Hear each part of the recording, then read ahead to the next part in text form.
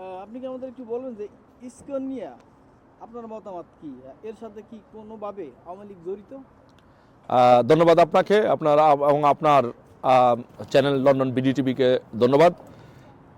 Basically ISKCON নিয়ে আমাদের বক্তব্য হচ্ছে, বাংলাদেশ আওয়ামী লীগের বক্তব্য হচ্ছে যে আমরা মনে করি যে বাংলাদেশের সকল ধর্ম এবং সকল মানুষের মত এবং ধর্মচর্চার প্রকাশকে আমরা সমর্থন করি এবং বিশ্বাস করি। বাংলাদেশের মানুষ, প্রত্যেকটি মানুষকে আমরা বিশ্বাস করি যে সে যে ধর্মে বিশ্বাস করে বা সে যে মতে বিশ্বাস করে সে তার সেই মত প্রকাশের স্বাধীনতা পাক।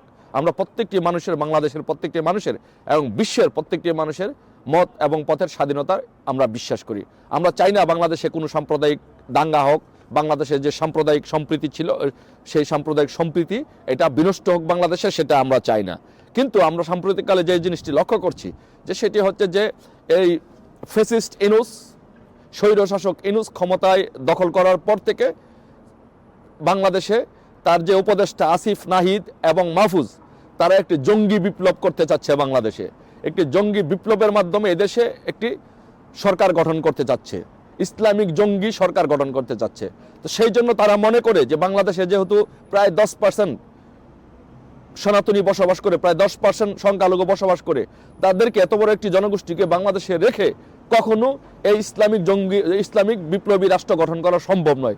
এই জন্য তারা তাদের উপরে এই হিন্দুদেরকে, সনাতনীদেরকে অত্যাচার করে, নির্যাতন করে, তাদের বাড়িঘরে হামলা করে, তাদের ধন সম্পদ লুট করে, তাদের উপরে নির্যাতন করে তাদেরকে ইন্ডিয়াতে, ভারতে পাঠিয়ে দিতে চায়। ভারতে পাঠিয়ে দিয়ে তারা তাদের যে সরকার, ইসলামিক বিপ্লবী সরকার, সেই সরকারটি গঠন করতে চায়।